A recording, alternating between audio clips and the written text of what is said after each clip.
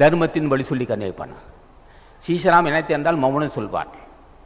சிற்றெரும்பு ஊரையில் கல் குடித்தார் போல் பாசம் அங்கே வைக்க வைக்க பாவமெல்லாம் பருவதம் போல் பஞ்சதனில் அணுவளவு தீயை. பெரிய மலையளவு பஞ்சில் ஒரு தீ வச்சு அப்படியே எரிந்து போடும்.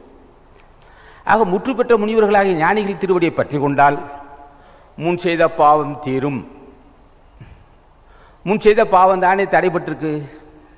ஞானிகளுக்கு துறவிகளுக்கு எதிராக தடை என்ன? பொல்லாத காமதேகம் தடை. தேவையான தபத்துக்கு தேவையான பொருள் இல்லை. முன் செய்த பாவம் தானே. ஞானிகளுக்கு கோபம் வரவே கூடாது. ஒரு ஞானிகள் கோபம் வந்தால் சினத்தால் அழிவான், ஒன்று காமத்தால் அழிவான், அல்லது யானென்று கருவத்தால் அழிவான். தீவினை இருந்தால் அவர் என்ன செய்வார்கள்? அந்த வினையை அவர்கள் உடைத்தெறிவார்கள், தடுத்து விடுவார்கள், காப்பாற்றுவார்கள். வினை சேரா விடாமல் காப்பார்கள். சிவன் ஒரு நாள் வினை சேரைகளாமே. வினை தினம் பூஜை செய்கிறவனுக்கு வினை சேராது. சிவனருள் கூடிய சிவலோகம். சிவனருளால் திரு தேவரும் ஆவார். சிவனருளால் தெய்வத்தோடு ஒப்பார். சிவனருளால் வினை சேரைகளாமே. சிவனருள் கூடிய சிவலோகமாமன்னா தினம் ஆசா ஞான பண்டிதனையோ அகத்தீசனை பூஜை செய்தால் பாவங்கள் பொடிபட்டு போகும். பாவங்கள் பொடிபட்டு போனால் காமங்கள் பொடிபட்டு போகும்.